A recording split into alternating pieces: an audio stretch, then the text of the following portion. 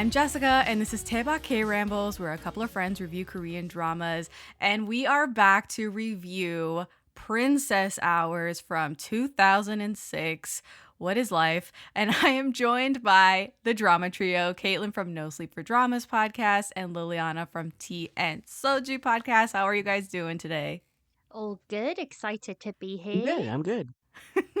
We were chatting earlier that you guys don't have a lot of notes, like as in no notes for this episode. As in zero We're just going to be flying by the seat of our pants the whole time. I'm the one that has a ton of notes, and I swore up and down I was going to take any. Here I am with pages and pages of notes. But I think this is your first time watching Princess Hours. Which one of you had never seen it before?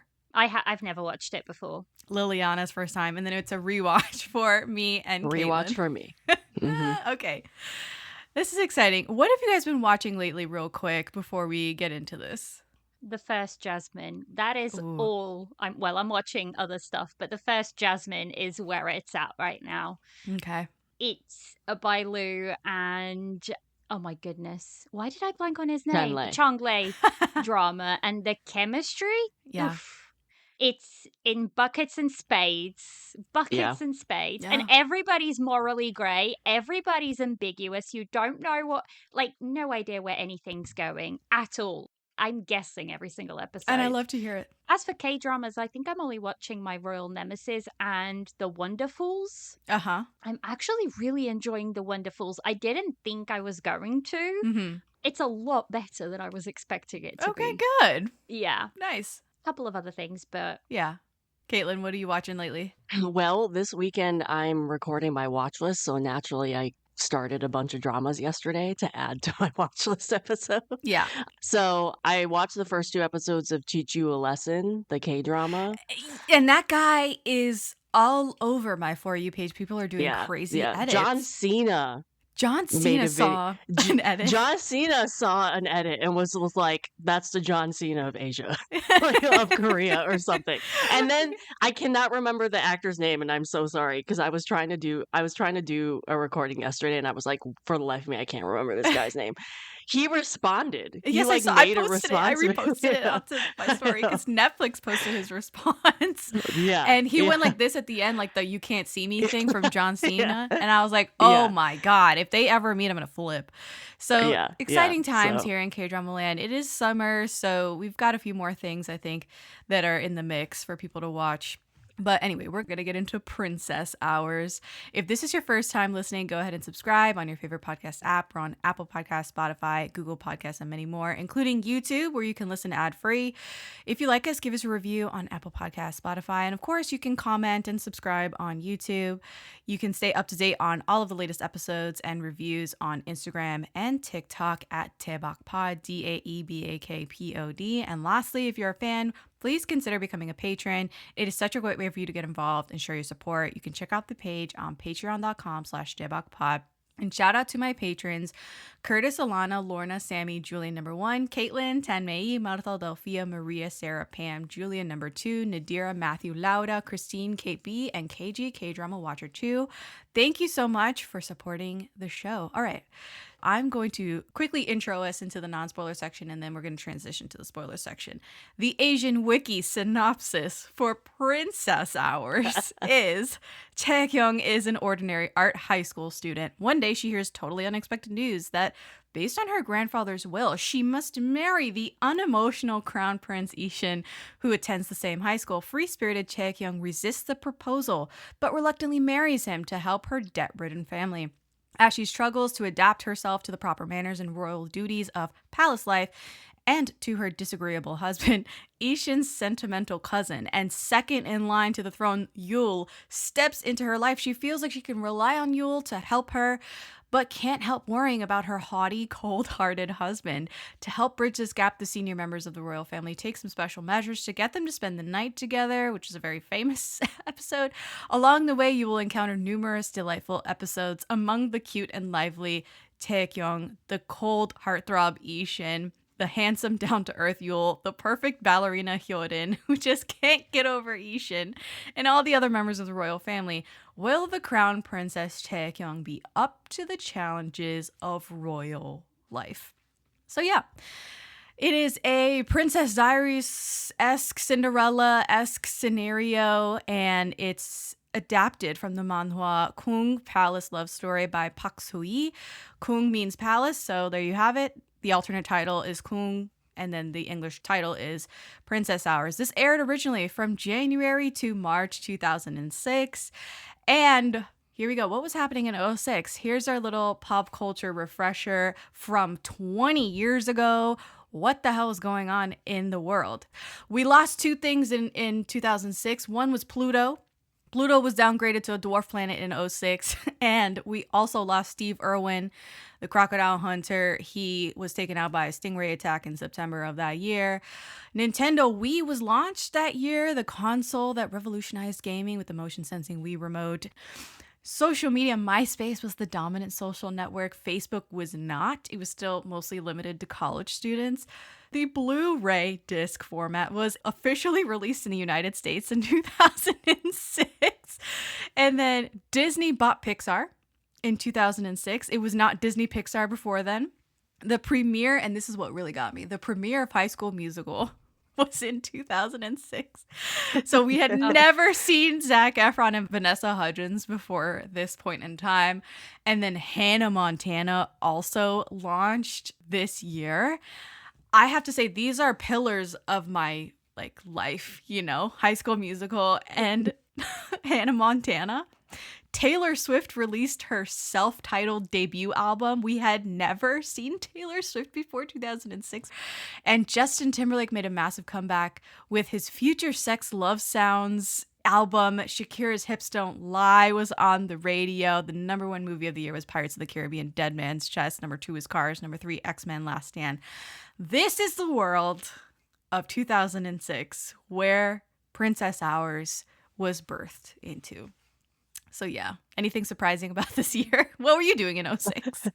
I was freshly minted teenager. I turned 13 in 2006. So I was in high school living life to High School Musical. Yep. And Hannah Montana. I was moving couches to practice High School Musical moves and recording High School Musical on VHS. VHS. Caitlin, what was 2006 like for you? I was 16 at the time. Yeah. I was in high school. I never got into Hannah Montana. I was a fan of High School Musical. Right. But yeah, I was a little older. You were not that much older than me. I was like 14. I was like, not that much older. Yeah. I was 16.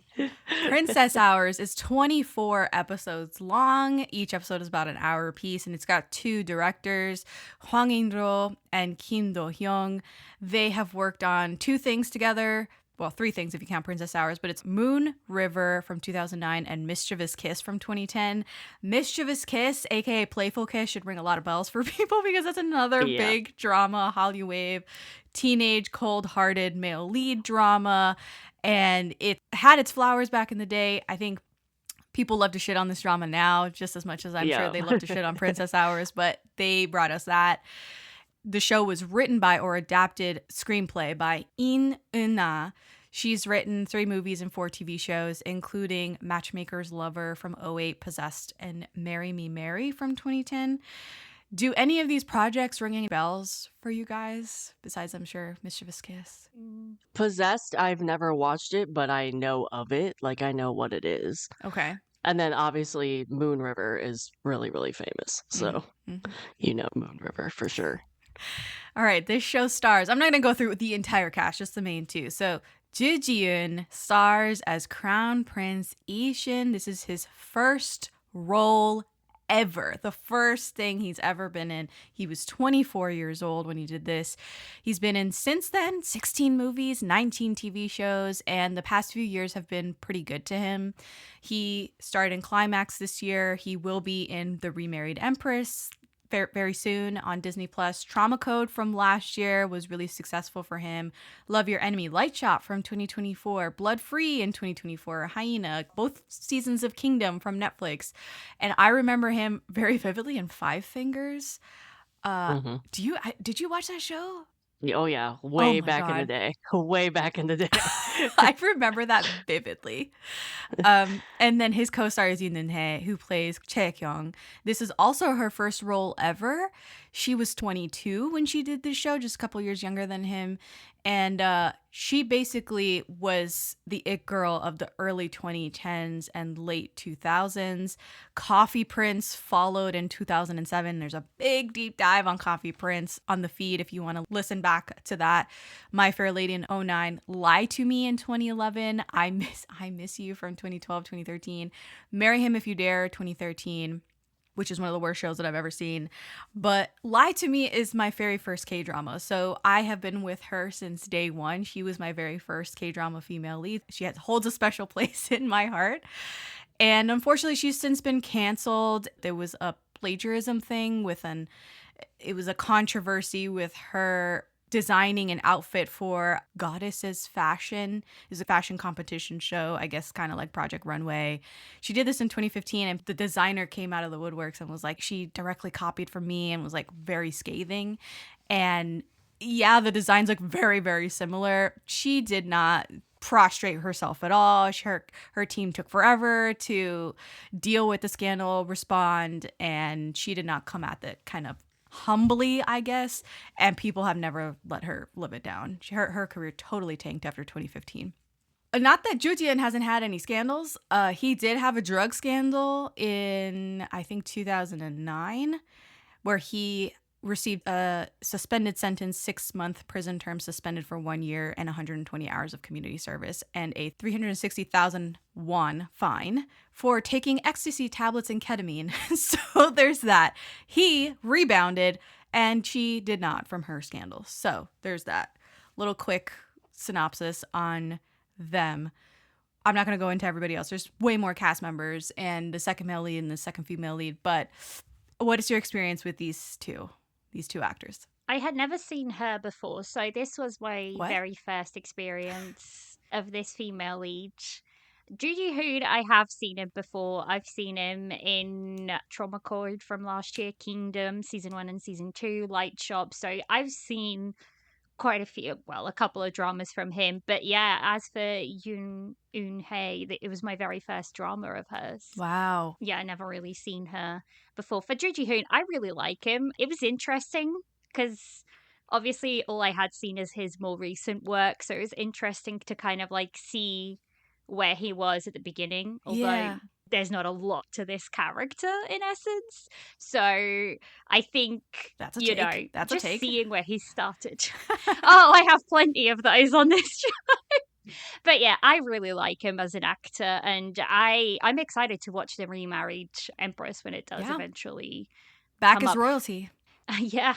As for the female lead, I only have this to kind of judge her on, so I don't. And this was a really long time ago, so it's not necessarily the fairest way to sort of judge an actor if you've only seen one show and it was from 20 years ago. So wow. Okay. Caitlin, what about you? I mean, I have experience with both of these actors. This was my first drama with both of them back when I watched it. I didn't watch this, though, until like 2009, 2008. Okay. A few years later, yeah. Yeah, because I didn't start watching K-dramas until 2008. So it was within like my first 10, I would say, dramas. But I loved Ji-hoon even from this drama, which is why I pretty much have seen everything he's ever been in. Right. He also almost did not take this role. Yes. He almost did not. I don't know. I don't think I ever found out who was supposed to take it. I don't think they ever got to the point of choosing someone to replace him, but he almost refused this role, which I found fascinating. But with the female lead, I've only ever seen her early work. So I've seen Coffee Prince, I've seen My Fair Lady, I've seen Lie to Me, but her most recent works, I haven't really checked out anything beyond, I think, Lie to Me at that point. But back in the day, I was watching her all over. She was, like Jess, she was very popular, and kind of like, if she was in a drama, you were definitely going to check it out back in the day. Yeah. Yeah, she was an it girl from back in the day, and it's rather unfortunate that she hasn't been able to rebound after her scandal. The public backlash was disproportionate, I think, to the crime. But yeah, she also reminded me. And so I little side note. Mischievous Kiss is like a remake of a really popular Japanese drama, Yes. and I've seen like every version of that Japanese drama Me because too. it was My favorite version is the Taiwanese version. that is a very good version. The Yes, Taiwanese yes, version like trumps yes, the other two versions to me. yes, I love that definitely. version. Yeah. But I have a soft spot for the Japanese version because that was my first J drama ever. But anyway, Oh, her character in this, and then in also Coffee Prince and The Little My Fair Lady, reminds me of the female lead in the J drama version uh-huh. so much. So I Right. have like a soft spot for even though like now watching it, I'm like, I would not like this if this was my first time watching this drama. Right. Right.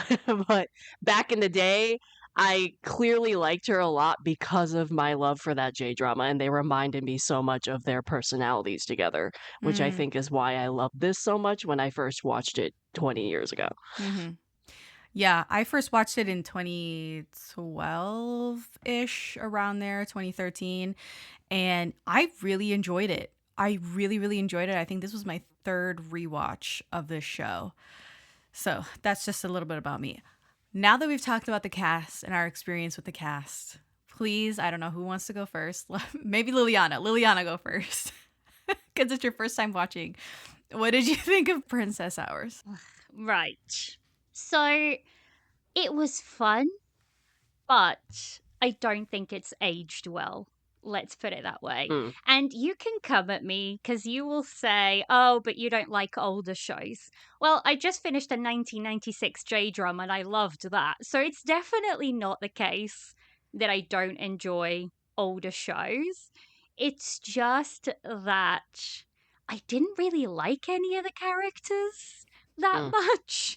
And by the end, I was like, none of these people should be together. Like, they should all just go their separate ways and live their lives separately. Because I just was not convinced by the romance or. Because the story itself, like the plot itself, sounds like a lot of fun. Like, I was a huge Princess Diaries fan, so I love this kind of setup. But for some reason, this one just doesn't quite land for me. Mm, I loved seeing what they did with the show because it's like it's such an older show that it's a little look at production and, you know, how things were done in 2006 in Korea.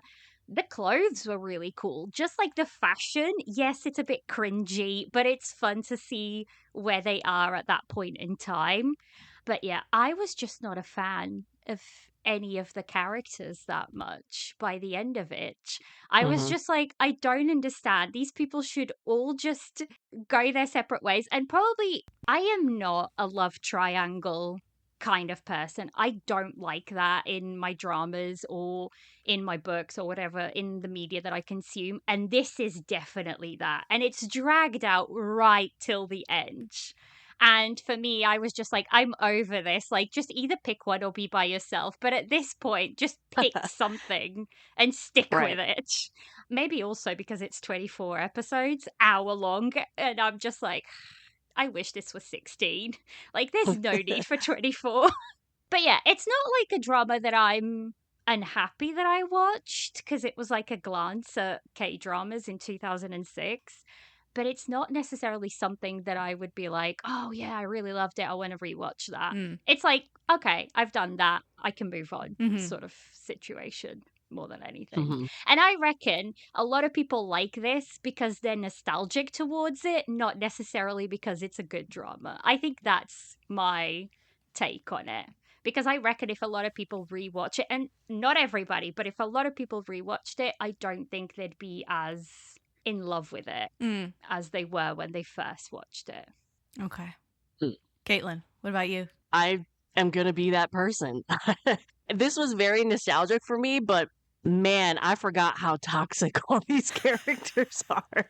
I was like texting you guys in the group chat. I'm like, "Oh my god, I forgot how toxic this male lead is or this father is or even the female lead." Like, and I remember thinking when I was watching this when I was 19, 18 years old, Right. I thought this was so romantic. I remember thinking that. I remember thinking it's so romantic, whatever. Watching this now when I'm 36, I'm like, yeah, I agree with Liliana. They should not be together. Nobody should be together.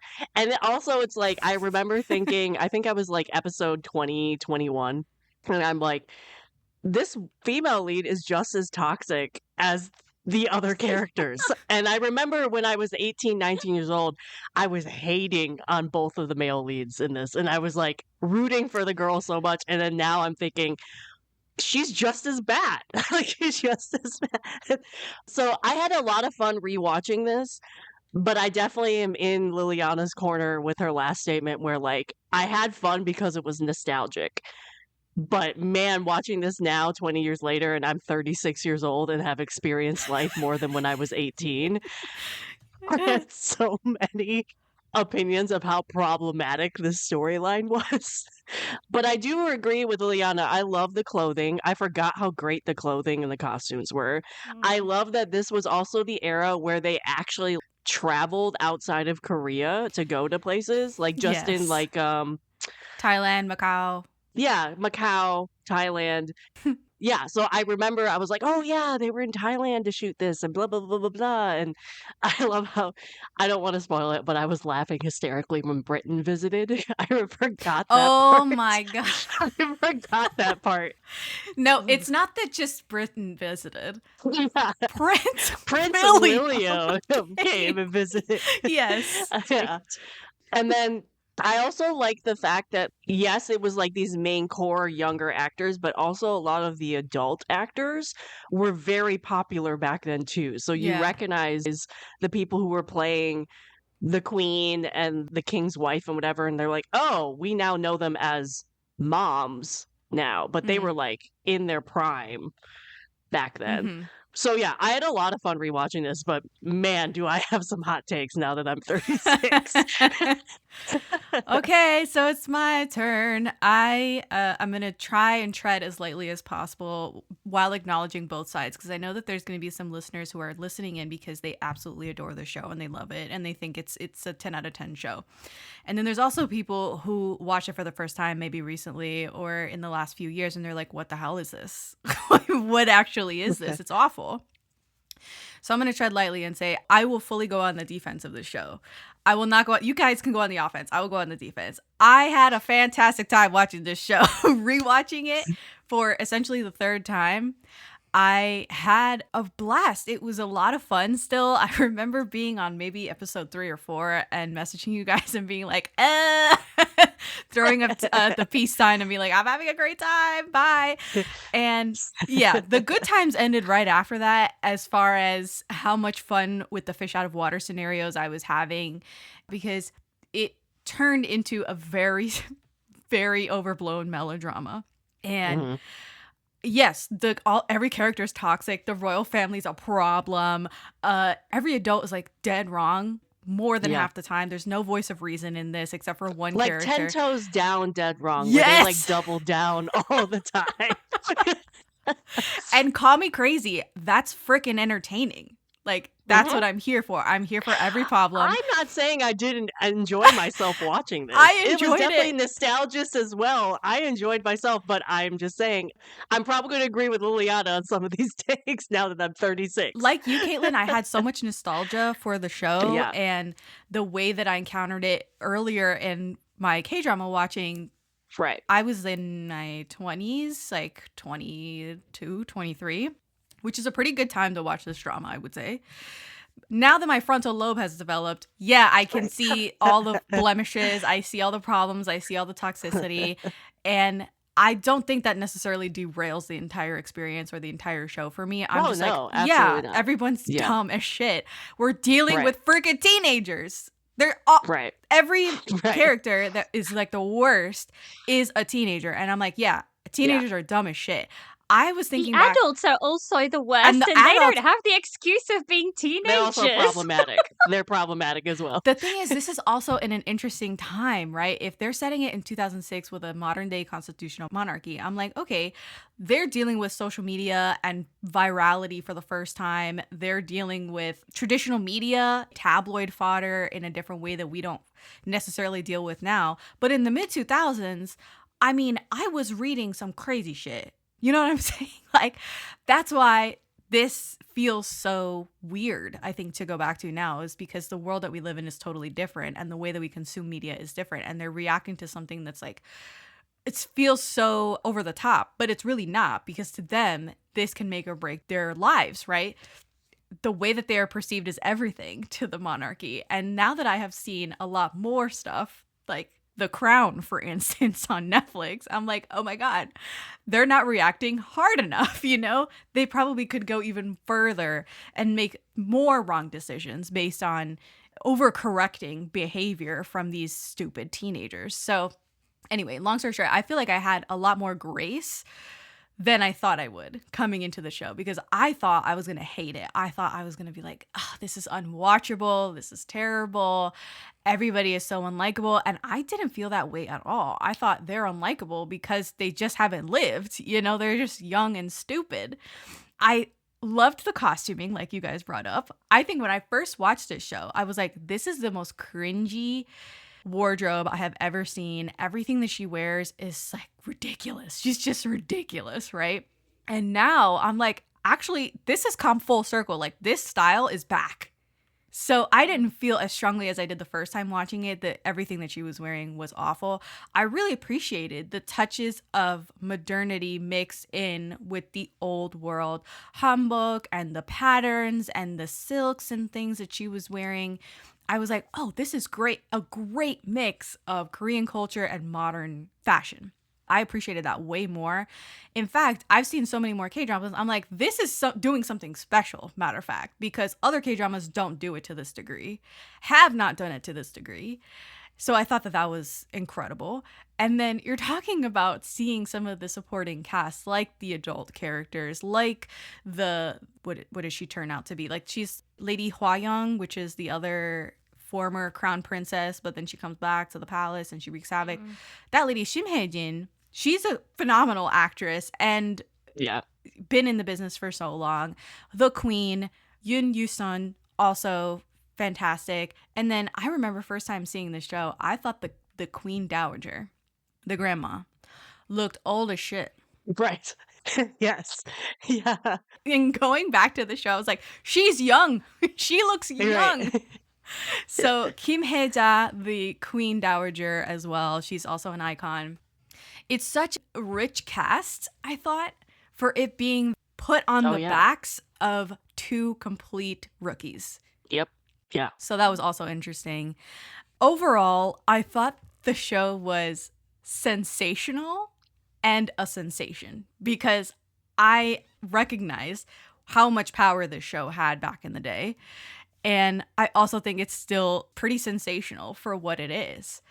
And yeah, the tropes are really heavy-handed. Yeah, everyone's awful to each other. Yeah, it's super angsty. But that's what I'm here for. I thought it was interesting too, like, and if you guys know, you can correct me if I'm wrong, but I'm pretty sure this is the first K-drama that had the whole monarchy thing.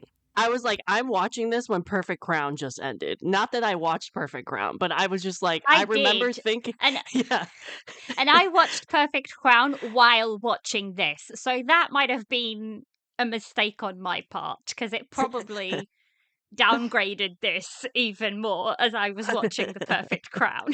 Okay, so I did a quick Google search and the Google's AI overview is telling me, while it wasn't the first K-drama to feature historical royalty, which obviously, because there's historical K-dramas that deal with Korean royalty. But anyway, Princess Hours is widely credited as the pioneer of the modern alternate universe monarchy setting in K-dramas. So I think you're right. Yeah. I think you're on it. Yeah. Because we had this one, I remember like Heart to Heart, Two Hearts. I can't remember the title of that. Yes, the King Two Hearts. Yes, that one. And then we obviously have the Remarried Empress coming out. We have Perfect Crown. It was interesting to watch this again after watching multiple other like Eun-hye's from a couple years ago. Like, it was interesting watching this after watching some of the more modern takes of the whole idea. Right. And then coming back to this 20 years later. And the fact that this was 20 years ago when this concept was made. I've seen other ones, right? Like you mentioned the King Eternal Monarch, you mentioned the King Two Hearts. I feel like this one is still a vibrant representation of what it would have looked like in the mid-2000s, and I fully believe it. Absolutely. You know what I'm saying? Yeah. There's something about it that I'm like, this could totally happen. Also, I'm going to change the subject again really quick, but Okay. the father that played the female lead's father in this, the actor Yes. that played the female, he was also one of those people, like back in the day. Yes. He was always playing this character. He was always the father of the poor male Yes. lead or poor female The lead goofy dad. doing the most and being like the most. He was like Noodle Shop Jad, but back in the day for every K-drama imaginable. Like, Yeah. Isn't he also the dad in Mischievous Kiss? He's the dad in Mischievous Kiss. Yes, he's in And yes. he's just as goofy in that show as he is in this show. Yes. Yeah. And I remember I like turned this on. I'm like, oh my God, it's him. I completely forgot he was in this. But yeah, he was everywhere playing this character back in the day. Mm-hmm. Everywhere. And he hasn't been in a K-drama in a while. I don't think he's been in one since the mid 2010s or something. I want to talk about the love triangle, which I don't mind a good love triangle. Okay. Are we doing spoilers now? No, not spoilers yet. But what I will say Okay. is that, so this has a very strong love triangle in the show. Mhm. I felt that it was not as strong as I thought on initial watch. On the rewatch, I was like, oh yeah, she never loved Yul, right? Like in my mind, what I was watching, I was like, okay, the evidence that I'm being presented, she never loved Yul. She relied on Yul. She cared about Yul. She would have lost her only friend if she full on rejected Yul, which she should have, but she never loved Yul. So it wasn't like a true like, oh, which guy am I going to choose? Like it was never an option for her. Next, this isn't just any love triangle. This is mimicking the Prince Charles, Princess Diana, and Camilla Definitely. love triangle, which is Definitely. why I think it's so successful. Yeah. Camilla. Why would I care about her? Because I care about her! Morning, noon, and night I care about her! Camilla is who I want. That is where my loyalties lie. That is who my priority is. And the fact that they were saying this. Literally calling in attention the to it. K-drama. I completely forgot that happened. But yes, oh, definitely, yeah. So if you're not completely fascinated by Princess Diana and the divorce and the fallout and the whole Prince Charles and Camilla of it all, I don't know what to tell you. This is not going to work for you then, because that's what the blueprint is. They based it basically off of that very true relationship that happened with real royalty. Anyway, that's what I will say about the love triangle. The hair. Can we talk about the hair? We talked about the fashion. The hair. I was like, what is up with everyone's hair? Because it's so long. And then I Right. was like, wait, it looks like Harry Potter and the Goblet of Fire. You know, that's like the hair. Yep. The hair in Harry Potter and the Goblet of Fire is out of bounds. Everyone's hair is shaggy, it's long. That movie came out in 2005. Yep. We're right on it. Like, it's all connecting. It's the Justin Bieber bangs. It's the Justin Bieber, but you just add long hair. Yeah. That hair was very fashionable back in the day. Yes. It was like skater boy-esque. Mm. Mm. That hairstyle in Korea also went over into K-pop. Like every boy band Absolutely. had that hairstyle back in Yes. 2006. Yeah. I had a lot more thoughts about love languages this time around. I was not thinking about love languages in 2012. I'll tell you that for free. But this time around, I was like, oh, they're just not on the same page, because he seems to be on a different love language or displaying a different love language, and like she's not picking up on it. She's displaying a different love language and he's not picking up on it. And so I was like deep into this. I don't know if you guys felt any type of way about that. Well, his love language was that he was in love with somebody else for the longest time. That's the thing, is that he wasn't. I was, again, no, but reading he took the tea her on leaves. holiday No. while he was married. That's the thing. Okay, that's spoiler territory. Ugh. I don't want to spoil that. But anyway, long story short, in this non-spoiler section, what I will say is I don't believe that he was hung up on Hyorin for all 24 episodes. I think it was just the first couple of episodes, and then he was like, all right, that was that. But I see you. You're just like giving me this agree to disagree face. Like, disappointed. Yeah. The other thing that this show has is that it's a very young couple in an arranged marriage. This doesn't fly nowadays. It didn't fly back then, No. but it God. doesn't fly now. Yeah. Back then, there was a little micro moment for this setup of a very young couple in an arranged marriage.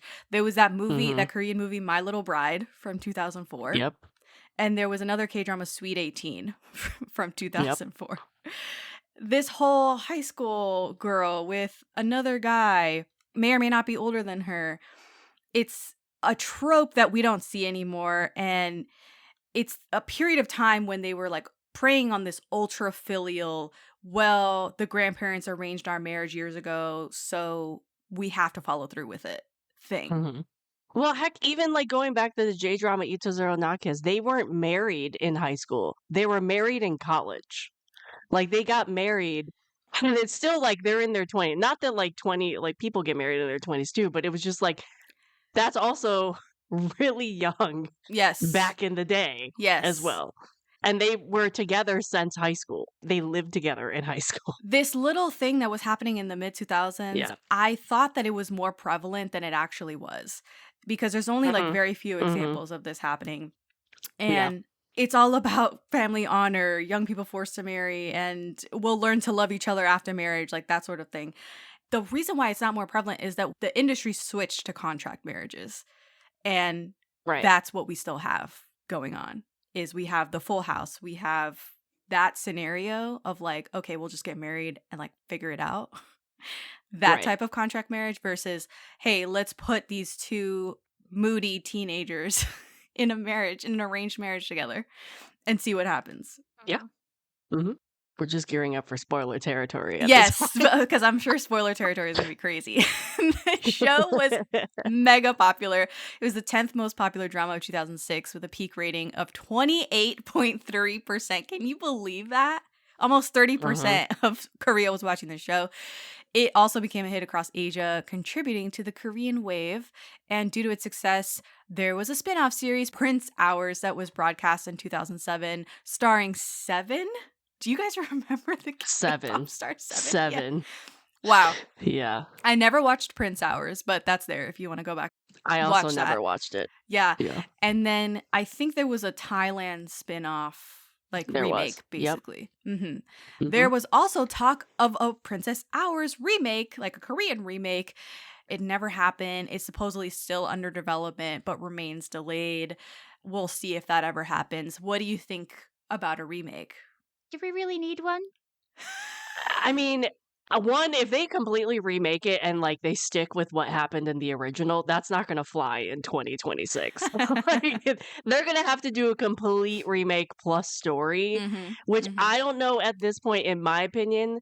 I feel like because we've had so many, not so many other monarchy, like modern monarchy ones, I don't think it will be as special as watching as what it Princess like because we've had so many other comparisons at this point. Because this one, the reason why it was kind of special at the time was it was a unique story. It had not happened before. It was a big budgeted K-drama, they went to multiple countries type situation. I think people will watch it because of how nostalgic they have of this one, but I don't think it will compare even because I think they're gonna have to change it. It's too toxic, in my opinion, to actually just do a complete like verbatim remake. But I don't think it will stand out at this point, except for the name and like the connection to the original. So I prefer not to have a remake, just because if it was like 5 years ago, maybe 6 years ago, like before 2020, I think it would have been better. But nowadays, I'm not sure. Especially because we have 2 coming out this year alone. So I'm not sure anything should be remade, period. I'm not a remake person. The last thing I'll say before the spoiler section is that Ji-hoon, he was not this heartthrob guy. No. There's a quote that I have here. He did a recent interview where he says, "I'm not a handsome actor. I was just lucky to be born in the right era. Back then, people said the role should go to someone more handsome. Someone even commented that I looked like a farmer's son and shouldn't ruin the prince image. In the past, actors like Chung Woo-sung, Jang Dong-gun, Won Bin, and Ko-soo defined what it meant to be handsome. I never saw myself that way." And I think that modern international K-drama fans would find that shocking. Yeah. Yeah. But I think it has to be said. This was a swing to cast Ji-hoon, and he's not... He was a nobody. He was a model. He was a nobody. And people thought he was ugly. Yeah. That's crazy. crazy to me, Right. but I mean, he acknowledges it. Even today, he's like, yeah, that was wild. They thought I was ugly. They Yeah. thought I looked like countryside. They Right. thought I looked dark. They Mm. didn't like my eyes. Like, it was crazy. They were harsh on both of them. The female lead got that same flack. I Yes. remember, I mean, granted, I didn't watch this in 2006, but when I watched it, I went back and Googled and saw some of this. They weren't going easy on the female No, lead they were either. not They kind to were, her either. Yeah. no. And they were knocking her acting a lot Yeah, in this definitely. show. And really, it was during Coffee Prince when she came out with that other mega hit, Coffee Prince, which go back and watch Coffee Prince if you haven't and you're listening. You're like, what's that? Watch it.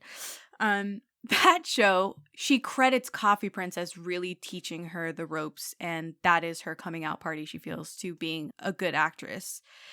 This one, not so much, because she got so much shit for it. So much. Yeah. I don't necessarily subscribe to their bad actors in this at all. I think it's the time period, honestly, because you watch dramas from this time period. I mean, this is going to sound really bad. It's not that, like, I don't mean it in the way that's probably going to come out. But you could literally take other actors from this time period in popular K-dramas and cut and paste them into these roles, and they'd fit because this type of acting that was done back in the day was in all the dramas, right? Right. So it's like it was the style of acting that was in K-dramas at the time, in Coffee Prince, in Princess Hours, in some of those high school-esque, family-esque dramas. They were all over the top, all over Makjang. Like not this wasn't Makjang, but like melodramatic. Melodramatic, They weren't like the rom-coms you get today. They weren't the romance dramas you get today. They were very over the top all It's the time, not including soft at all. storyline, It's not acting, subtle at everything. all. Right. I feel it's unfair. It's an unfair. It's unfair. It's really unfair because it was the style of acting and the direction of acting they got back in the day, which is why they were famous and why they're nostalgic now, because you don't get that type of acting these days, or not that even they couldn't the type if of they wanted to. Yeah, not that they couldn't. Absolutely, like throwback type of acting. yeah, But I mean, like for example, Ji-hoon in Trauma Code, he was yelling half the time. He yells a lot in this one. Like it's when he yells in the show, you're like, it like sucks the Right. air out of the room. It's so shocking. right. One thing I forgot to say was that I do agree 24 episodes is way too long. I would posit that a happy medium is 20 episodes. Like if you wanted more juice, fine. But cut it down 4 episodes, because what is 24 episodes on this drama? I thought that was too long. I Yeah. honestly thought 16 would have been even better. I don't think I wouldn't even give it the grace of the story just isn't there for 24 episodes. See, I think because the story is very simple. It is. The story is very simple. That doesn't mean that it doesn't deserve to have up to 20 episodes. I'm telling you, 24 is too much, but 20 is probably the sweet spot where I think it could be cut down to 20 easily. How many episodes would this be if they remade it? I would love to say that I hope 12? they do it 20, maybe. Yeah. I mean, at least I hope they at least do 16. I don't think 12 would be too short in my opinion, unless they took out some of the repetitive storyline, but they would have to take a lot out in my opinion on 12, because they would do 12 and they would do like hour and a half episodes. I guarantee you that if they went down to but 12. they've just So done The Perfect Crown was 12 episodes and it was 1 hour long episodes.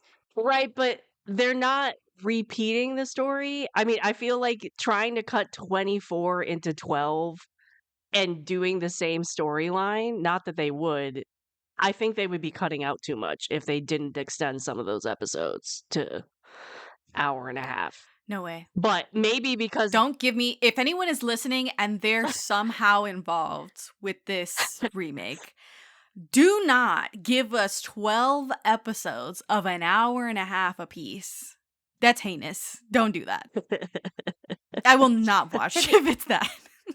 To be honest, I'm not the target audience because I wouldn't like watch a remake anyways. So I am not the target audience. I would for love to this. hear someone who watched this relatively recently and they watched it when their frontal lobe was fully developed. What did you think of the show?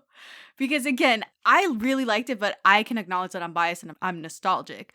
And then Caitlin is also very nostalgic with the show. So I would love to hear if someone I agrees with definitely Liliana. do not have that nostalgia involved aspect, and that's probably why I lean towards the other end. I mean, I can appreciate the fact that it's a show that pushed forward a whole genre and was mega popular when it came out, and it did a bunch of things for the actors' careers and, the show itself. I can appreciate all of that. People be like, but it's a classic. And I'm like, just because it's a classic, I don't necessarily have to enjoy it, I think. It has its place and time. I just don't think personally that it's aged well. See, I don't necessarily subscribe to, oh, it just didn't age well, so it sucks. Like, I feel like a lot of things Oh, but I show can their give age. you a bunch of other reasons why I think it sucks. Like, I can give you a bunch of other reasons. Is it stuff for not just because non-spoiler of or that. spoiler section? I think it would be spoiler probably- sections. Okay. Yeah, I could probably give you non-spoiler. Like I said, I just don't think. I don't know. Maybe because it's personal, and I just don't necessarily enjoy watching teenagers being annoying brats for 24 episodes. Yeah, I did. You know. I totally did. That's maybe just not what I tend to enjoy anymore. Or the female lead crying every other episode. Yep, lots of tears. And the thing is, it is angsty, but it's the wrong kind of angst for me personally. Because I'm like, this literally could have been solved with a 2-word conversation 10 episodes ago. That's the thing. You wouldn't have a show if they were perfect communicators. And nobody communicates well in the show. Everybody is just not doing the bare minimum. Let's do our ratings and then we'll get into the spoiler section. How many soju bottles would you give this show out of 5? Okay, I'll go first. Nostalgia-wise, this is a 5 out of 5. But realistically, rewatching this 20 years later, and I'm 36 and my frontal lobe is fully developed, I would say I gave it a 7 out of 10 on MDL. So that would be like a 3 out of 5. 3 out of 5, and a half. something like that. Yeah. 3.5. Yeah. So I would say it's entertaining, but again, I am biased due to nostalgia. So yeah. Okay. So that's my rating. It's in the middle for me at a 36 full frontal lobe developed person. Okay. Liliana. I will say I'll give it a 2. 2 soju bottles. Is that I your almost real gave is it that a- your real rating? I almost gave it a 1, but I was like, I think that's not necessarily fair to the drama because, like I said, there is things to enjoy in it, and it did have its place in time in 2006, and it was a big sensation. But as somebody who doesn't carry any of the nostalgia, and yeah, a 2. I'll settle for a 2 soju bottles. 2 soda bottles. I'm going to go a little higher, way higher than Liliana, but a little higher than Caitlin. I'll give it a 4. 4 out of 5 soju bottles because I don't think it's a 5 show. Like, it's not perfect to me. I still have obvious issues that we all can agree on, I'm sure, just global issues. But it was generally a great rewatch. And I think it was only around episode 18, 19, 20 that I was like, oh my God, this is getting too long. It was getting tedious, Right. to watch the show. But I thought it was good otherwise. Yeah. It's not a kind show. If you're looking for a kind show about some people that get dealt a bad hand, have an arranged marriage with royalty, and you expect it to go swimmingly, this is not the show for you. This is not it. This is a problematic, toxic central, jealousy, misunderstandings, political machinations, the whole 9. And you just have this bubbly, effervescent, naive teenager at the center of it. And will she make it? Is she going to be a good crown princess? Is she going to survive this marriage? Or are they going to part ways? And that is the crux. It's a coming of age as well, which I think gets lost in the melodrama, but it's a coming of age as well. That being said, I think we're going to get into the spoilers for Princess Hours right after this. Excuse me, 뭐라고? 괜찮아. You know I have no 친구. Oh, sorry. Swear, disgusting shit.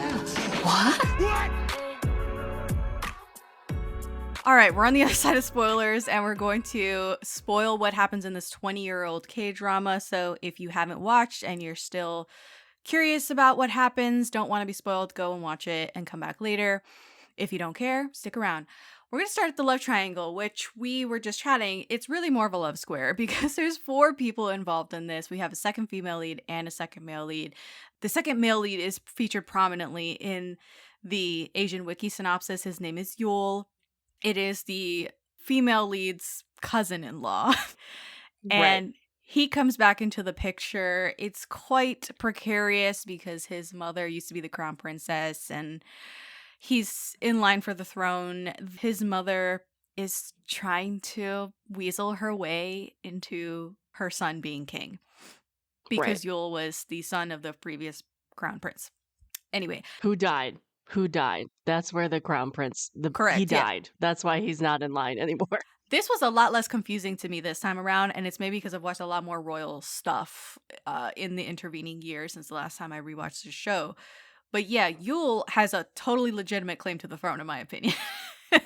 Yeah, totally. Yeah, Yeah. I agree with that. Yeah. Because Ji-hoon's mother kind of weaseled him in there. She was an opportunistic mother to take power. His mother? No.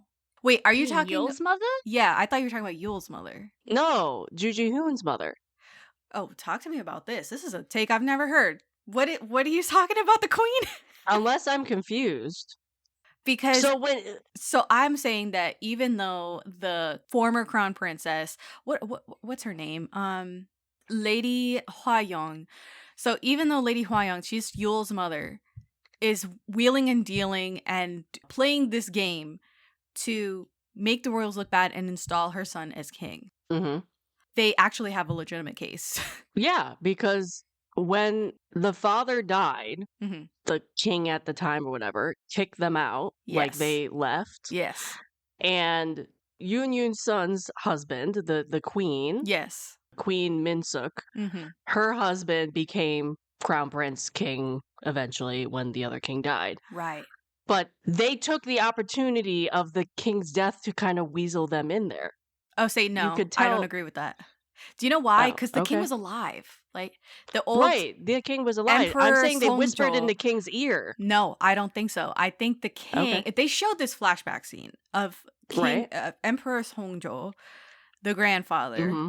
bitching at Lady Hwa-young and kicking her out, forcefully Mhm. removing her from the crown princess title, from the palace and everything. And the ultimatum was this: if you stay in Korea, you will be reduced to a commoner. We will not pay for anything. You are on your own. Or you move abroad and you live like royals. We're going to foot the bill. She Right. chose, Mhm. okay, fine, we're going to move out of the country, which they moved to England, and then we're going to live well. We're going to have all of our bills paid.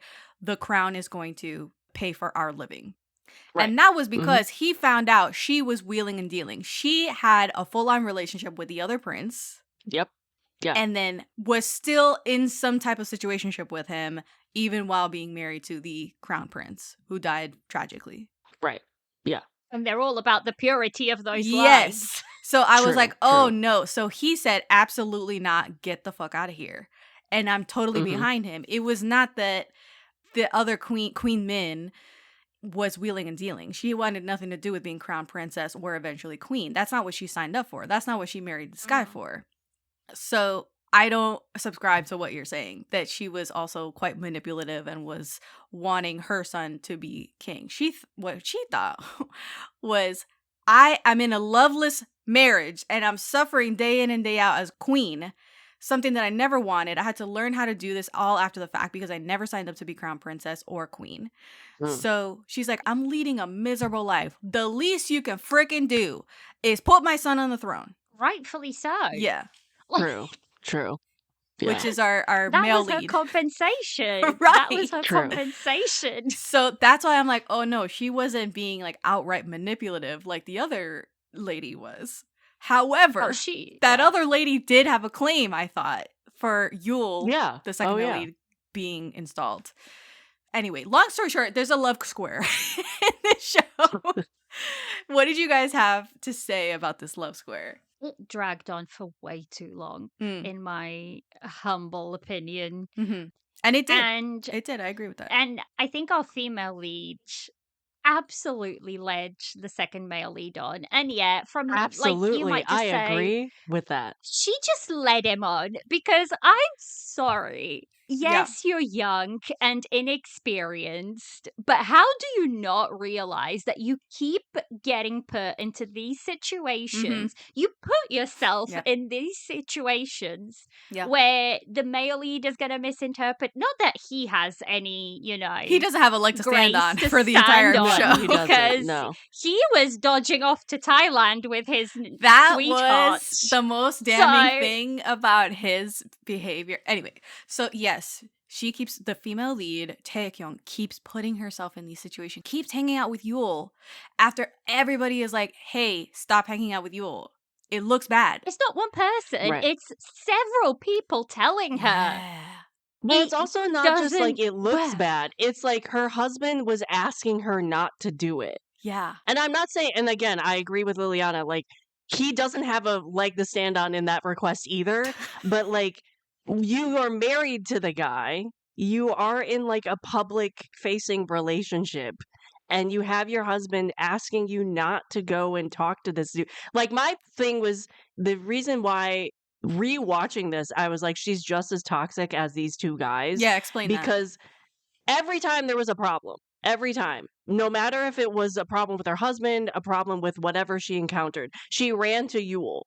She did not communicate with her husband. She didn't go and have those conversations you should have in a relationship where you are trusting of each other and you do communicate with each other and you lean on each other for support. Like, you are in a arranged marriage in a palace where you've never had to deal with this. You should go to your husband for advice. And yet you're going to his cousin for advice instead. Let me play devil's advocate. Because for the first couple of episodes, I gave it grace. Say 6, 7, 8 episodes, I gave it a bit of grace. Because I was like, well, she went through that situation where he was horrendous to her. So there's no trust. There's nothing there between them, right? So for 8 episodes, I was like, okay, I'm going to give them grace. But when we're getting 10, 12, 13, 14, 15, 20 episodes in and she's still running to the other guy, that's when I'm like, okay, girl, your grace was left 10 episodes ago. Like, it's kaput. It's gone. And yes, they're teenagers. They don't know how to communicate. Their frontal lobe is definitely not developed enough for a relationship of this caliber. Yeah. But it was just incredibly frustrating. It's like, you want to That's where the angst comes from. Is that you're just absolutely frustrated. You're frustrated because it's dumb writing. It's I don't think so. Writing. See, I disagree. That it's dumb writing. Is like, it wasn't the fact that she also just ran to him. It was the fact to, like, rewatching this when I really got frustrated because I was like, how did I not see this when I was 19, 20 watching this? Is when she consistently listened to Yule's mother all the time. Yes. And like, the breaking point for me was when she went on the TV show and announced a divorce to the entire it's even world. Worse oh my god! Because I'm like, why did you not think that through for 2 seconds? She's like, a freaking idiot. You just announced it. Here's the thing we're not talking about. Here's the thing we're not talking about is that first, second, and third, they're teenagers. The fourth thing, yes, like Liliana said, he was not supporting her. This is not just a marriage of convenience. This is a marriage without passion, without love, without true vows or promises made and kept. They have nothing. They're nothing to each other. And you're just hoping for the best, hoping that maybe they'll trust each other eventually. Maybe they'll fall in love eventually. Fifth is that she's an idiot. She's a literal idiot. Right. I mean, the fact... Like, he literally told her, he was like, please do not say anything on the show. He knew she was going to say something, but he literally requested it to her 5 minutes before going on camera. Correct. And she could not keep her mouth shut. And I'm just like, And the scene after where he would like he didn't explode on her, but he said some things like, "We've been in this situation for how many months now, and this is 22 episodes in, and you still don't listen to a single request I have." I was like, I fully support this dude. Like, I really do. Like, I mean, I don't understand why this girl was listening to her cousin So mother-in-law, like Yule's mother, so long. but also, who the heck thinks, as a public figure who has media following you constantly, yeah. thinks it's a good idea to go on a nightly drive, romantic drive by the river with your cousin-in-law and like Yeah. hugging and whatnot? Who the hell thinks that Like is? I'm telling you, she is a I just love-starved don't have idiot. the patience. She's a fool. Zero From day patience. one, you're She like, this is. girl is ridiculous, right? Like she's Yeah. naive, she's dumb, she doesn't do that well in school.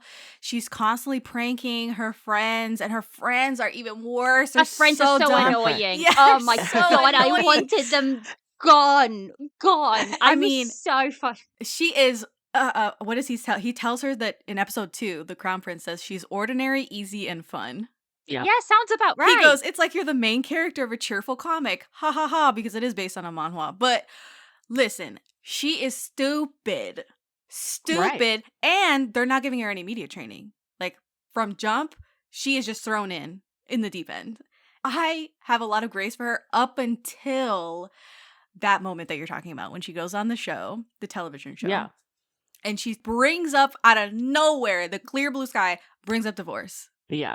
And I'm like, And oh it's not my even like she brings it up. Like, they went through the entire interview and she almost didn't say something. Then she's like, oh, never mind. I'm going to do it.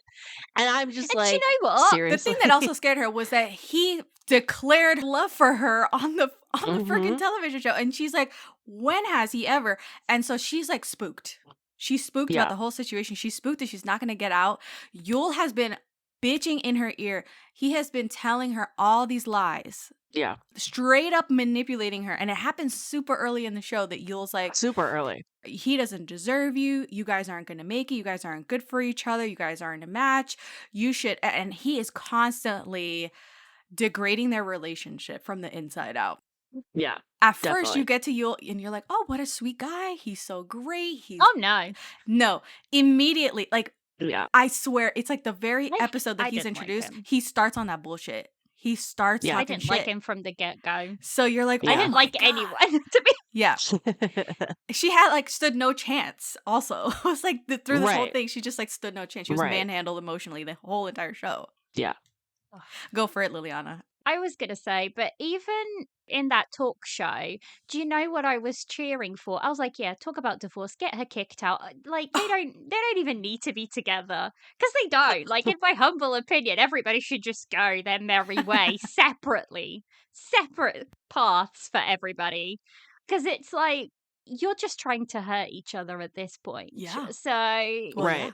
this Right. is not what you build a relationship on. And yes, we can harper on that they're teenagers and whatnot, but there's got to come a time where they've got to grow up a little bit. But to be fair, seeing the family she comes from as well, I mean, This is the other thing that I picked up on this watch was that in the first couple of episodes, you see her home life, you see her parents, and they have this very opposite dynamic than what is depicted in the royal family, right? The royal family is very traditional, it's very patriarchal, it's very hierarchical, it's rigid, it's strict, and her family is not like that at all. In fact, the gender roles are reversed in her house. The dad is Yeah. doing all the laundry, he's doing all the cooking, all the cleaning, he wears like a pink apron around the house. He's super sort of effeminate in that way. And then mom is wearing the pants. She's the one working. She's the one wheeling and dealing. And in the first couple of episodes, the mom brings up divorce. She's like, if you do this, I'm going to divorce you. And she's like throwing around divorce very haphazardly. So that's Right. what she's grown up around. Yeah. And she seems to have been doing that her entire childhood. Yes. Like, every time. Yeah. Yeah. So it also makes a lot of sense why she was sort of more comfortable with bringing up divorce, but she still knew it was wrong to do it on Yeah. the show. Yeah. And then obviously you have Yule, who I agree with Liliana. On second watch, he was a problem when he was From day introduced. one. Again, 20 years ago, I was watching this with rose-colored glasses, whatever. The man could not take no for an answer. When she No. finally like rejected him, even before the show, even before like episode 2021, when she Yeah. was clearly not going to choose him and told him that, he couldn't take no for an answer. He just Yeah. couldn't do it. Yeah, Yul was a freaking menace in this show. He And was. then the He thing was a is, he was menace. groomed by his mother Oh, absolutely. to take over the royal family and Right. do Yeah. this like stage this coup basically from the inside. And him being manipulated, it's because he was manipulated his whole life by this freaking mother. That lady was over in England acting a fool. She was trying to commit suicide. He walked in on her bleeding out. Like, he is traumatized and he has been manipulated himself to act that way because that's how his mother acts throughout the Mhm. whole show. Yeah. It's almost like I'm telling you, they like stood no chance. They're just carrying on Right. this bad blood, this bad relationship habits that the adults have. Yeah. Right. I want to talk about the ballerina because Oh my God. she also Let's talk about it. I forgot how toxic she was. Like even before she met Can you the tell me English who queen isn't person. toxic in this I show? know, Like, I know. They're all toxic. They're all toxic. I even Talk messaged about you guys. I Yoden. was like, I forgot how toxic everybody is in this show. Hyorin is also horrible in this show. She's horrible. She's horrible. Like he literally, when I say he, Ji-hoon Yes. literally finds out that he needs to find a wife. He walks up to her. They've been secretly dating for 3 years, 2 years, something like that. Yeah, 2 yeah. years. And he proposes to her. He is like, I think he was pretty sincere in that proposal, in my No, opinion. no. That's the He- thing. I disagree with that. Oh, okay. The proposal. You're right, though. He proposes to her and she rejects him outright. Yeah. Outright. Like Okay. literally, and not just say no. She like, I don't want to have any part in living in your palace. I want to go and have a career. And I was like, cool, you do you. Like, and he Yes. was like, okay, fine. I'll Yes, find I somebody will else. like pine after you for a while, whatever, but I'll find someone else. I will take that rejection and I'll leave, right? This girl flat out rejects him. And then for the next, 15 episodes, 20 episodes, is like, Playing by the Camilla playbook.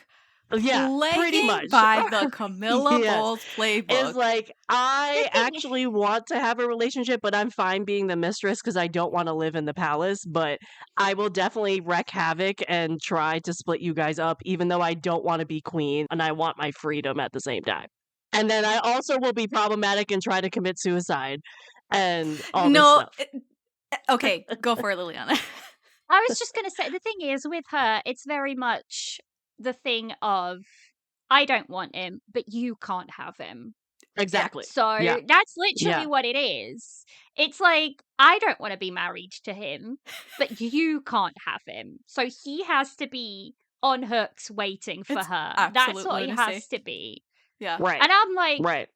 "Eh, Yeah. that's not how it works. Yeah. That is not how it works. As the fact that she literally, due to the manipulation of the English queen coming back, but the fact that she literally was just like, Princess Diana and Charles and Camilla had this relationship, I'll be Camilla in this relationship. Like, she literally said that. You Why would you shameless wanna be whore. the other woman? You shameless whore. Shameless decision where she's like, he can have somebody on the side. I'll be that somebody. Like, he will never Are love you her. listening to And yourself? I'm just like, are you kidding me?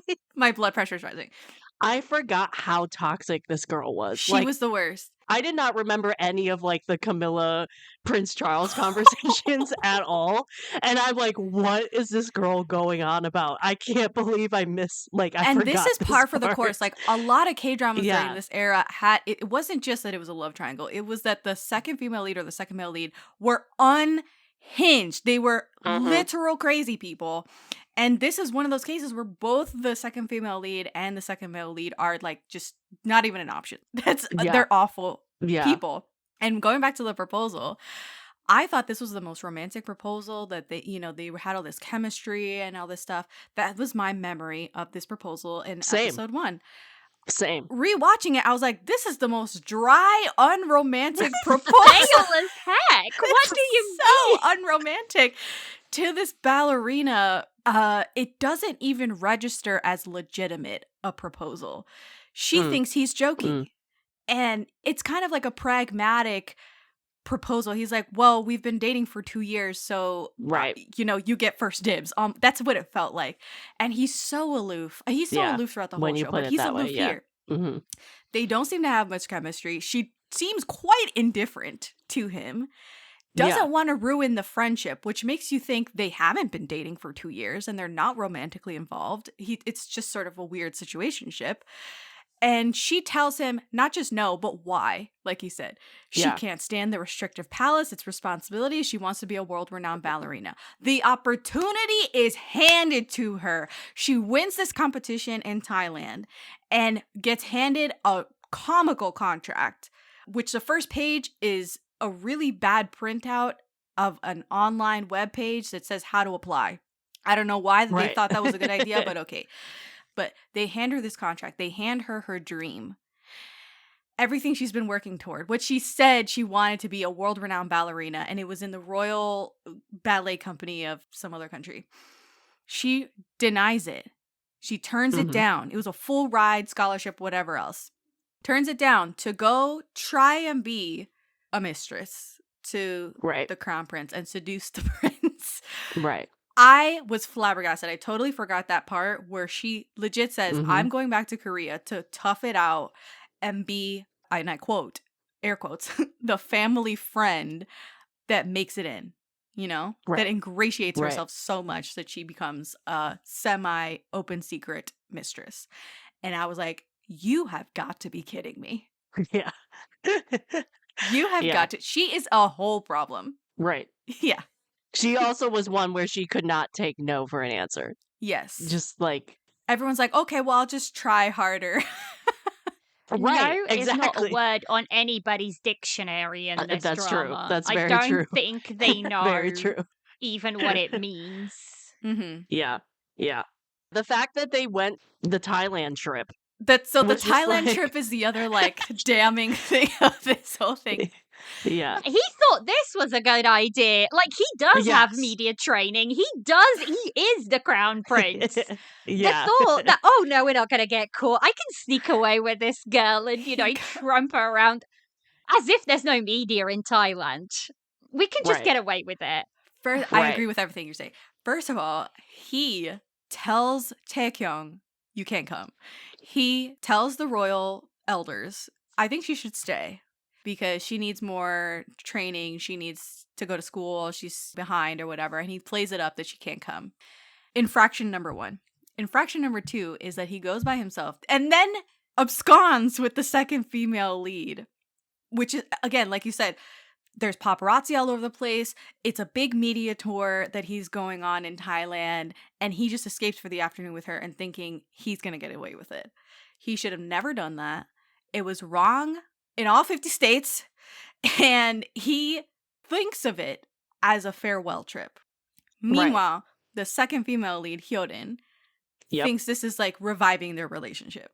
Oh, and also proving that she will be the chosen one. She was testing the waters to be like, can I become a mistress? Can I become this female family friend that is woven in everyday life while he's married? I'm going to test this out with this Thailand trip. And he proved her right. He proved her right in that because he decided to abscond from all his duties and get caught in this paparazzi fest. That I don't understand how he didn't think would ever hit the press after that. It's just what? Baffling that he really thought he could get away with it. The thing is, they make it very easy for the lady Young, to give them. They make it so easy for her. It's not like she's this big mastermind. She's constantly saying that. She's like, they just make it very easy for her. This wonderful scandal just fell out of the sky for me to exploit, and it was handed to me. Yes. Absolutely. And then the 5th or 6th thing that he did wrong on that Thailand trip was that Chae-kyeong, our female lead, is constantly calling him to see how he's doing, to patch things over, to just chat with him and see how Thailand is going. And he never calls her throughout the entire trip. His Right. attaché or whatever, his assistant, Butler. is constantly telling him, she called, you should call her back. She called again. She called while you were doing Just this. check in. Call her back, check in. He never does. Never does. Mm-hmm. Where's the self-respect as well? And the thing is, too, she's not just sitting at home during this trip. She's hosting She's England. getting cozy up with Yul. She's getting cozy with you. And number two, she's And hosting hosting Prince England. William. Which I forgot completely about Me that too. part. I was in tears when they showed William. In tears. Look, guys, if you have context, it didn't just say they brought England. They literally brought a white dude on set, a blonde white dude, looked nothing like Prince William, Nothing. and pretended he was Prince William and spoke full English, everything. Like they played the part. They played the part. It was on top of that too. Like she was calling him not only to check in on him, but also probably to be like, "Hey, I've been doing your royal duties here. I want to run things by you. I have questions." Of course, she's going to go over the Yule and be like, "Hey, I need support over here because my husband is ghosting me." Like, I was in tears with the William I know. sequences. I was laughing so It hard. was hysterical to me. And it's just the amount of camp that I like in a Mhm. K-drama, you know, where it's Mhm, like, oh, this mhm. is supposed to be Yeah. Queen of England, whatever it is. And it's hysterical every time. I think it's so campy. Yeah. The scene after we get from the trip, though, one of the most iconic scenes of the K-drama. With the bed, like her getting cold and going to his room. That is a classic There's scene so many from this scenes that K-drama. are so iconic in this show. Oh, yeah. That I remember. Even Yeah. in the early episodes, like her spilling that dirty mop water all over his shoes, which Mhm. they make it seem like these are cheap little slippers that they're wearing for the school grounds. These are Chuck All-Stars? Yeah. I don't Yeah. know, $60, $70 a pop, these sneakers. So that was a little jarring. There's so many moments, like when they get married, the whole wedding procession. It's so cool. Oh, did you notice the 9 beads? Yeah. I took to the internet to ask it what's up with the 9 beads. This was a whole controversy for Perfect Crown recently. Basically, they were okay with this 9 beads versus 12 bead strings because he's a crown prince and not the king, right? Not the emperor. So, and he's not crowned emperor throughout the series. He's just a crown prince, not the reigning emperor. And apparently this show borrows a lot from Chosun style court culture and titles. So they kind of went with that tradition in the East Asian court hierarchy. The lesser beads is completely normal for him not to have as many beads as the emperor's 12. So for those of you out there who were bitching about 9 versus 12, oh, I saw it in Princess Hours. He had 9 beads and not 12. Just put it away. Put it away. Also, nobody gave a shit in 2006. There was no social media groupthink happening in 2006 where one person said it and then like hundreds of thousands of people were jumping on this one thing and dogpiling. That didn't happen. People may have thought for themselves in 2006 and they decided they didn't care. So there's that. Okay, can we talk about the parents? Let's go. Specifically the royal family parents Mm-hmm. and how hypocrites they are, Yeah. especially the king. Go for it. Again, I completely forgot how much of a hypocrite this king was. But the fact that, and yes, we've been dogpiling on the whole triangle thing and how problematic they are. And it's just like, the king was the same way. The fact that he got mad after he found out, he got mad at the female lead for hanging out with Yule too much, which again, rightfully so. She probably shouldn't have done that. Right. Got mad at the prince going off to Thailand, obviously, rightfully so. They were stupid in that decision too. But it's just like, you two people, specifically him, but his mom too, you're yelling at these children doing this stuff, and yet you were doing this 18, 15, 16 years ago, just behind a palace wall. Yes. They were just better at hiding it. That's all Yeah, it was. They exactly, were just better at exactly. hiding it. Right. Yeah. Yeah, that was a whole thing, and I had thoughts on that.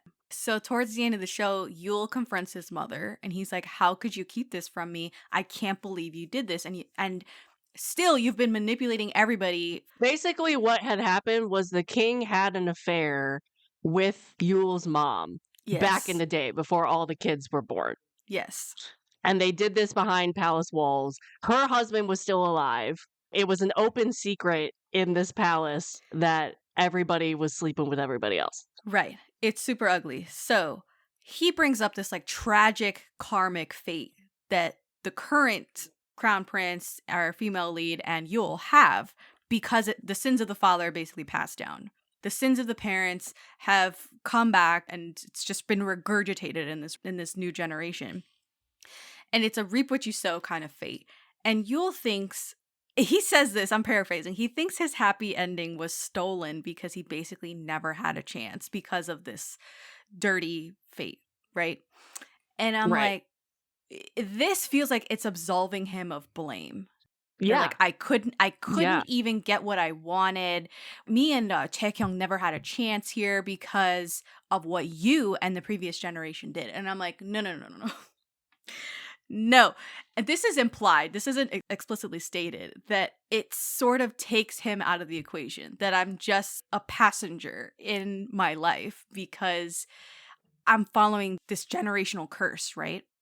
And I don't believe in that. I think that if this was made today, I think they should go the other way, which is, I can't believe you did this.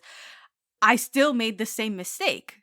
Even without knowing, I still made the same mistake, which has the hint of like a karmic irony, but isn't absolving him of blame because, like, Right. you know what I'm saying? Yeah. Mm. You still made all of these decisions yourself. Mhm. And worse, in a vacuum Mhm. Yeah. because you didn't know. I just think they weren't ready to accept blame and No. their own decisions. No. Yule especially. But Yeah. all of them, but Yule especially. Because he's like, there's got to be another reason why I can't be with her. Shin's father also he had this relationship with the mom. They Mhm. got kicked out. Yeah. She comes back 18 years later. And for like an episode, you think maybe one child is not is not the same, has the same father. There or was whatever. a hint of There was a hint of that. incest. Yeah. Yes, there was a hint of that. But also, it's just like, dude, you are, on one hand, you're in one room berating your child and his wife for doing all this stuff.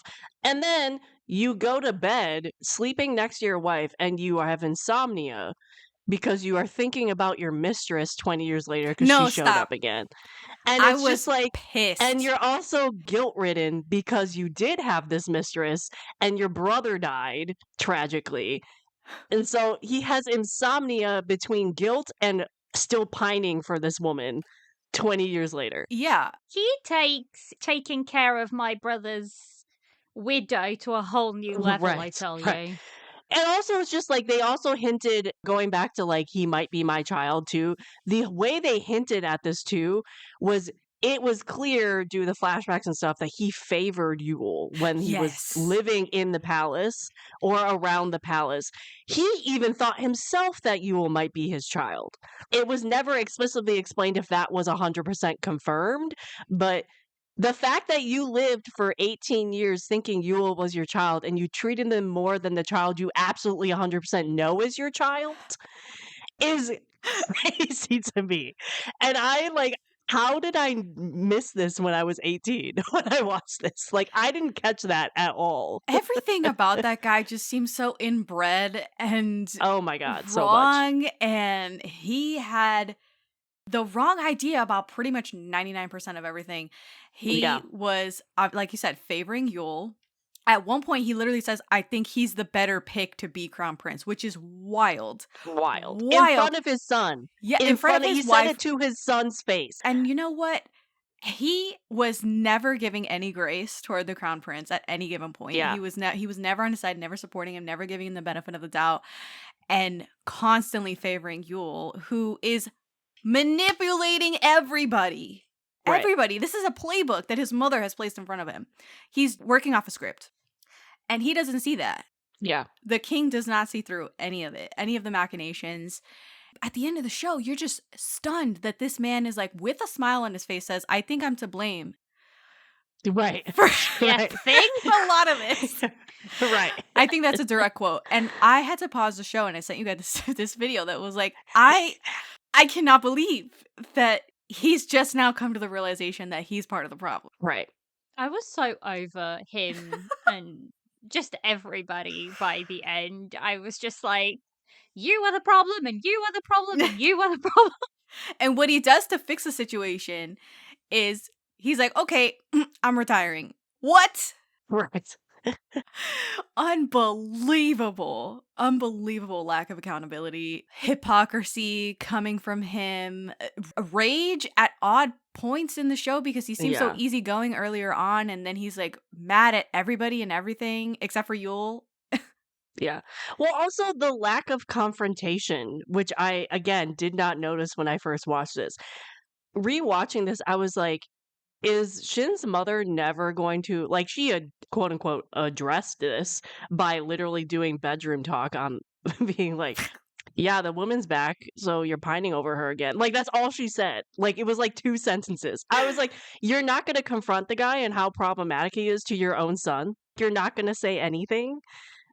Like, you're not going to address this whole woman showing up? I think that we underestimate the fact that they are obsessed with purity and obsessed with not dealing with optics, shame. Yeah. They're never going to make themselves look shameful. They're obsessed with dignity, prestige, tradition, and everything about that relationship was never going to come out. You know what I'm saying? It was going to be taken to the grave. Right.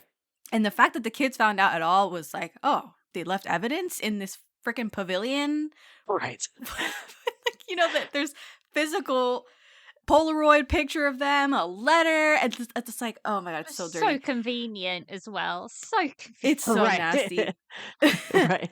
Yeah, so it took me well out of the show. I literally had to pause the show and be like, I can't believe this guy. Can you believe this guy? He's a mess. One thing I wanted to talk about was the duality of the female lead, because Chae-kyeong is very cheerful and bubbly, like we said, but she's also a clown. She's ridiculous. She wears sweatpants under her skirt uniform at school.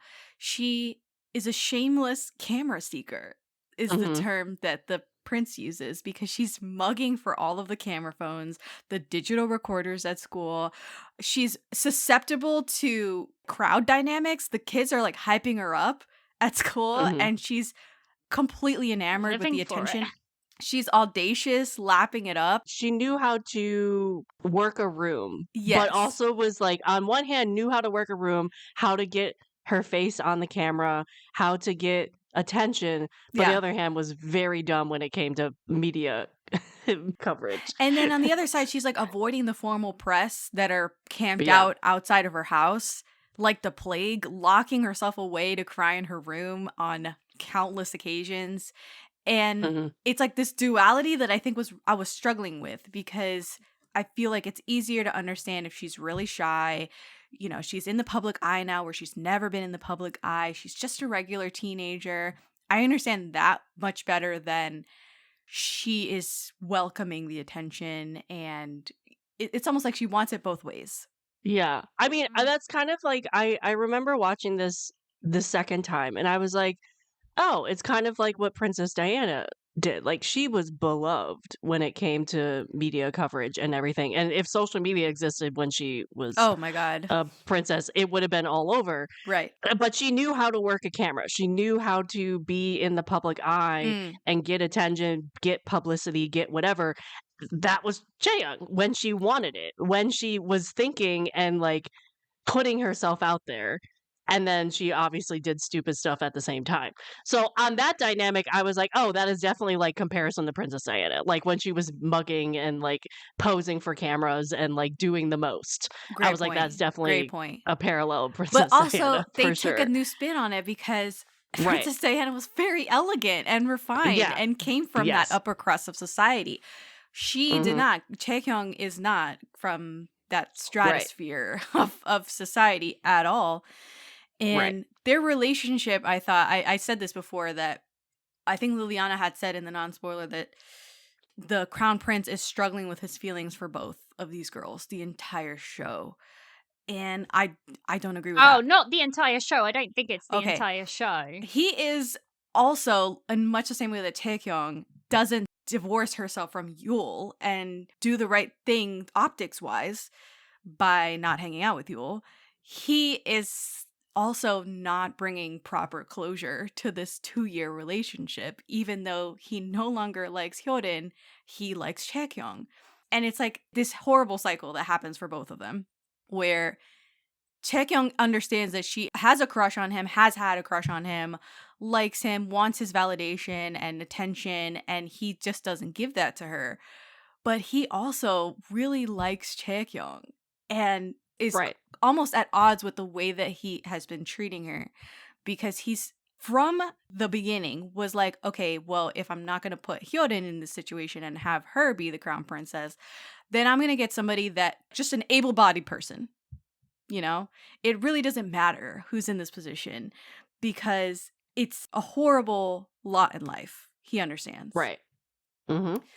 On their wedding night, he says this like awful thing to her. First of all, it's super awkward. They don't have sex on their wedding night, obviously. But he says, if you're asking me to look after you because I'm your so-called husband, then I can't promise you that. I don't take care of others or put myself in other people's shoes. It's just not me. Got it? I know it's a flaw, but what can I do? It's in my blood. Which is like infuriating because he sees that he has a problem. He sees that he's not very empathetic. He sees that he's very self-centered. He sees that he's arrogant. And he's like, just deal with it. Mm-hmm. But it's really him that has to deal with it. Yeah. Well, also the fact that he told her to her face that I didn't want to put Hyorin in this Yes. position. Yes. Which is not So- exactly true. He's right, lying to her. exactly. Yeah. Yeah, he's lying to her. Yeah, absolutely. But the fact that he said that to her face, Right. and obviously she took it the way that he meant her That to he take wanted it. her Like to. Yeah. he That was you like, don't matter. yeah, I don't matter, so I had to deal with this because you didn't want to put your girlfriend in this position. And that's absolutely unilaterally not true. He gave it Right. a shot. Yeah. He shot and his he shot. was rejected. Yeah. Yeah. And he was rejected. Mm-hmm. From then on, I'm like, okay, he thinks she's fun. Like the relationship or the love that he fosters for her starts out as like he's completely entertained by her antics and by her personality. And it goes from there. But Mhm. yeah, he's he's just as cold as they come in the show. Right. He's spoiled, rich, entitled, arrogant, but also very lonely, very love-starved, immature, and craves the levity and fun that she brings because she's a breath of fresh air to the palace. I think there's a quote somewhere in here that it's like, it's not so much that she's adjusting to the palace, it's that the palace is adjusting to her, which I Right. really like that Mhm. quote in the show. Well, even like and I mean, when you learn more about his childhood and the lack of familial love that he had to deal with, especially with that whole thing where like he was not allowed to call his mom at all, but then Yule could. Oh, like it was just the double standard there was like Well, I don't think it constantly was Yul, coming it up. was the older sister. Or the older sister Comes back Yeah, into yeah. the picture. She was studying abroad or volunteering abroad or something, and she calls the mom Omonim. Yeah. And Mhm. they cut to his face, and he's like shocked. What do you mean? Yeah. Yeah, Right. yeah. Yeah, Yeah. there's two different standards that they have for the sister and for him, and it's not that he is necessarily loved less. It's that they hold him to a different standard, and he is the one that Right. has to follow the rules. He's the one that has to go to all the events. He's the one that has to be perfect at all times. The sister is not the heir; she's the spare, right? Right. It's the same. It's the same Right. dynamic with the royal family in England, but Yep. yeah, I found that very powerful. She was Harry essentially. She was Harry essentially, but yeah, I found that whole thing very powerful. The whole mother and him going to the family's house. I think he Yeah. suggests, because she's struggling, like she's constantly struggling throughout the show to adjust and be away from her family. She's a teenager, and I would have been the same way. Like I've cried for less.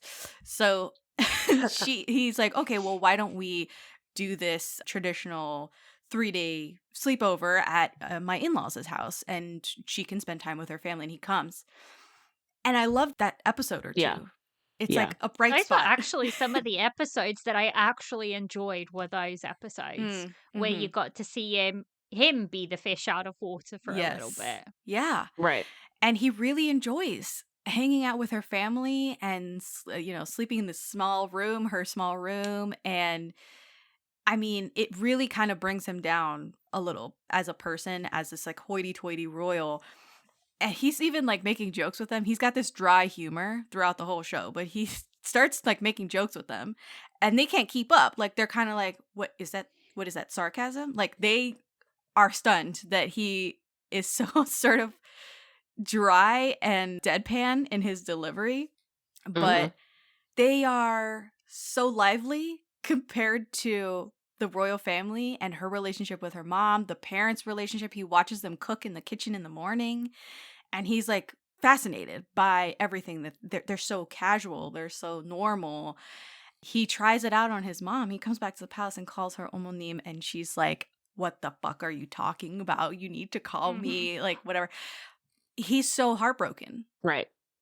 by these walls that the royals put up between each other and the lack of familiarity between them. Yeah. The closeness that she has with her family. He wants it, he craves it, and he can't have it. Right.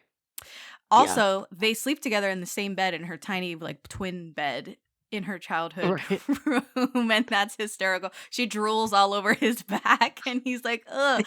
But again, he's very entertained by her. He's letting her get close to him, and they end up very kind of touchy-feely by the end. There's like these casual touches they don't call attention to in the show. It's just you as an audience are picking it up.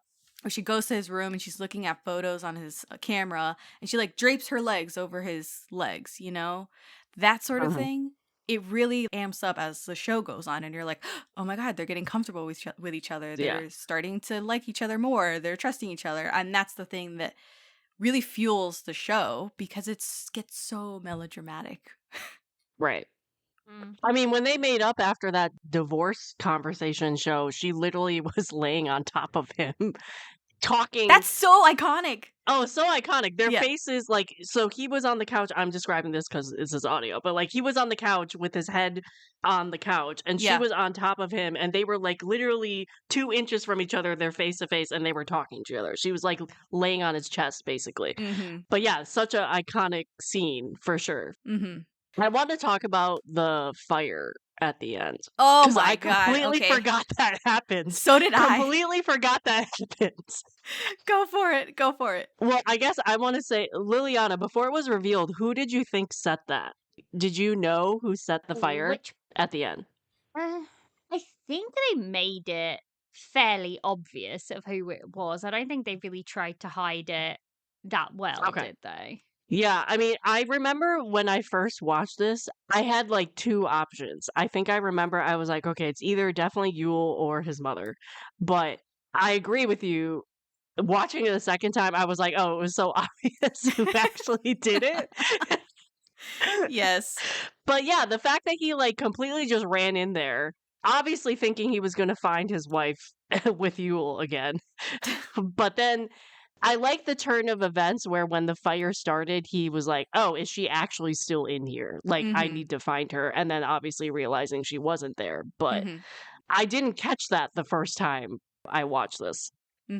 So basically what happened at the end is someone basically tried to murder him by setting fire, which again was like hysterical because I was like, this just happened at Perfect Crown. Like it was the week that scene, that episode was all over social media. You are joking. And I watched it. No, I kid you not. You're kidding. I was like, I had seen that fire scene from Perfect Crown, and then I watched this episode that same week, and I'm like, the duality here is interesting. Yeah, sure. But in Perfect Crown, it does link up to how the show kind of starts and where it comes from. So it's not just trying to kill him. There's like a whole. But then they frame him for the arson. Behind it. Yeah, they also frame in Perfect Crown. No. In Princess Hours, they frame him for the arson. Okay. I was like. Yeah, no, but I was just I just had to call that out. I was like, I literally was seeing the fire scene on Perfect Crown on social media, and then I watched this scene, and I'm like, oh, the duality of this 20 years separated. But yeah, they also try to frame him for his own murder, attempted murder. Like, that lady is shameless. That like lady Chae-kyeong or whatever. So shameless. Like, she needs to go. So the crown prince, our male lead, tells her, I'm sorry. It's the very first time he's ever apologized to her, and it's in episode 13, so halfway through the show. She accompanies the Queen Dowager. This was a whole thing that I was like, what is this? She accompanies the Queen Dowager on an official visit to a teddy bear museum on Jeju Island. And I was like, a teddy bear bears museum? was a prominent thing throughout this show. It is like what this show's known for. I is know. Those teddy bear I'm scenes. sorry, but that pillow with his face on it. The pillow with his face What? on it. Yeah. Like, she's Even that. literally the cringiest thing. And she is full of cringe-tastic things that she does. But it's her Yeah. outlet. She sort of talks to that thing and fights that thing instead of laying hands on him, which I guess is for comedy. I sort of skipped over some of that stuff when she was like, WWE with the giant pillow. He tells her sorry because he shows up in Jeju Island and tells her what's up with the teddy bear, because she asked him, she's like, what's the deal with the teddy bear? And he finally tells her, oh, it's the last gift that the old Grandpa King gave him. It comforts him, and it's turned into his alter ego, his friend. Yeah. Like, that was a lot. What did you guys think of the wedding night part 2? Problematic. Where the parents Rewatching shove it. them in the room and almost Yes. force them to. Yeah, no. Yeah. No, that does not age well. Another really, really iconic scene of this K-drama. It Like, that is! entire thing was iconic, but man, was it problematic rewatching that. I was squirming. I was squirming in my The seat. fact that the parents were like, this is absolutely what we have to do 100%. This is what we have to do. They have to have a kid. There's no problem with this. There's no We problem just with need to this. force them to sleep together. That's we all need to we need to do. solidify the royal family. We need to have a child. No. It's literally the most dumbass reason, because they go, first of all, this is after the shit has hit the fan with the Thailand scandal. They've had on and off again fights, and it's very tumultuous marriage. And they go, you know what will fix all of our problems as a royal family, as an institution, is if we have a great grandchild. If they have a child, all will be fixed. And I'm like, what the hell kind of backward institution they got going on here, funneling taxpayer money for this bullshit? Oh my God, what are they doing? And the grandmother is so stuck in her old way, the Queen Dowager, and this old mentality of like, well, the royals are a bastion of tradition and the old ways, and well, the royals get married young and they have children young, so that's just the way it is. And I'm like, what? They are still in high school. The still in queen, high school. so his mother is the only voice of reason in this moment. Where Right. she's like, I think it's too soon. Which actually surprised me. I didn't remember that. I'm like, really? But she gets shot Okay. down because she's really doesn't have a lot of say there. No, she So doesn't. she gets strong armed. They go through with it. And the thing is, they don't even let them know what's going on. Right. It's a Right. They're complete just surprise. printing her up, Yes. cleaning her from head to toe, preparing her. Oh my God. Mind you, 16, 17. And Yeah. I'm like, no. It's wrong on so many levels. I think they're 17, maybe 18 in international age. And then in Korean age, they're like 19, 20. I don't know. Something like It's that. just yeah. wrong. Whatever. on It's so wrong. many And levels. I hated the trickery, the secrecy of it. Because, like, Yeah. at least let a bitch know. Yeah. Well, also on top of that, it's like all the servants too. Like it wasn't like they like locked them in this room and then everybody left. Mhm. No, I mean, as we've seen in other historical K-dramas, they had to have evidence. They had to like have somebody there, not in the room, but like around to confirm that something happened. It was I like- hate everything about it. I bought it way easier Yeah. 15 years ago, and Right. it was still Yeah. kind of like, what the hell? Because Yeah. they're literally just locked in a room, thrown in a room, locked in a room.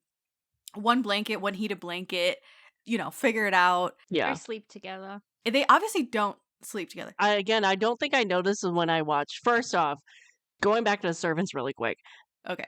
I did not clock that these servants lived in the palace all their lives, were not allowed to marry, were not allowed to do anything. Oh, yeah, true.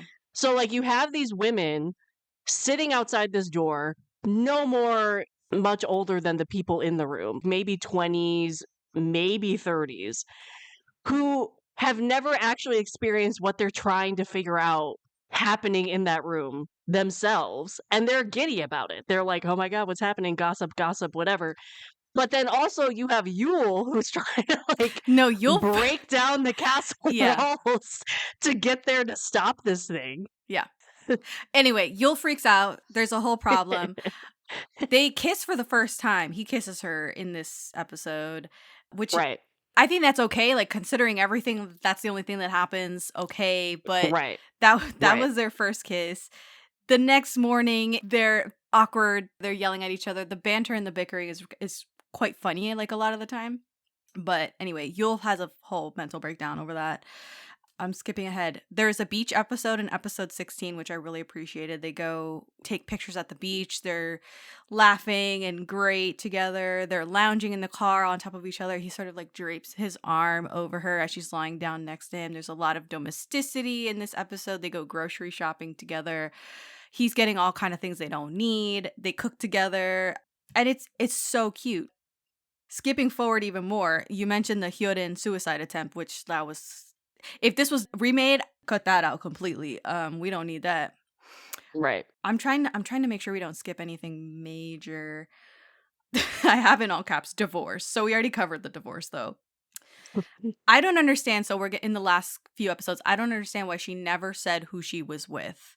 She saves face for Yule. Yeah. On yeah. behalf of Yule, and I never understood that. I don't understand why she wouldn't rat out Yule. Because if it was me, I would have said, "Oh, I was with Yule." Right. Yeah. That would have solved a lot of That would have stuff. been the smart choice. That would have been the smart choice. Everyone would have been pissed, Exactly. but at least they knew. But then you wouldn't have drama for the next 5 episodes or whatever it may Right. be, and you'll even Right. being more convinced that she's in love with him because she's protecting him. But she's Yeah. not in love with him. She's just manipulated Of course not. by Yule and his mother. And when she's summoned by the elders in episode 22, she only blubbers and cries when they ask her if she reciprocates Yule's feelings. And I'm like, but why? You don't. Just say it. Just say that. Mhm. It was a lot of like, this is in the top 5 has to be for noble idiocy in a K-drama because the last few episodes are Oh, just definitely. built on noble idiocy. Definitely. But you already mentioned in episode 23, the arson happens. He gets framed for it, and she finally confesses that she loves him and she won't mention divorce or leaving him again. She says that he was the reason she could breathe in the palace, which I'm like, bullshit on that, but okay, Right. good for patching up this relationship. Right. He or she says, stay with me, don't leave me alone. It's a big passionate kiss. Like, this is a kiss that I remember in the show, was in the later episode, 23. And you mentioned this scene of her like laying on top of him and he's playing with her hair and stuff. Like, these are the like little moments that I'm like, oh my God, this is K-drama crack. And then he says, I miss you even when I'm with you. And she tells him, okay, keep saying stuff like this. Like, keep opening up, keep saying how you really feel, because this was missing the whole time. Right. This is good. But the noble idiocy like really takes over the final episodes. The royal family uses her as a scapegoat for all the problems that they have, and they send her abroad into what is essentially an exile. And she insists that it was her choice. She can protect him, the crown prince, and the monarchy. She says, protecting my family is part of my life too. The monarchy is my family, which that was a whole other concept that the show was exploring, was that she's so out of place now in the regular world. And there were multiple points where she felt like she didn't belong with her friends in the outside world, at school, with her parents, at home, just out in the streets.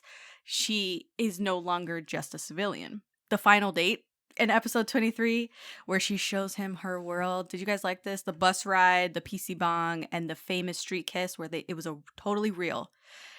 Totally real. Yeah. Totally real. They had Yeah. these 2 young actors walk down this busy street. These were all real people. These aren't extras. The director is literally yelling at them when to stop on the street and kiss. And all of these reactions from everyone in the crowd is totally genuine. And I love that Yep. scene. Yeah. I like that scene just because it was kind of a revisit to when the parents' visit happened. It was allowing him to not be in such a rigid environment. Mm-hmm. I like that scene. And of course, yeah, the kiss is pretty iconic. Yes, Yeah, definitely, for iconic. sure. Mm-hmm. In episode 24, it's the last episode, she says she wants to be worthy of him, but it didn't work out. He says, "You don't suit me," which there's a beat there, and she looks at him like, what the hell? After everything we kind of made up, and like we know we love each other, and you're like, "You don't suit me."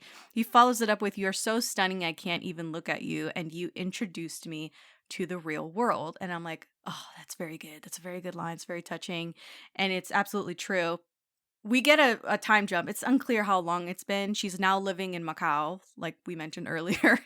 It's a sort of cool East meets West place, and she's studying museum curation or something like that.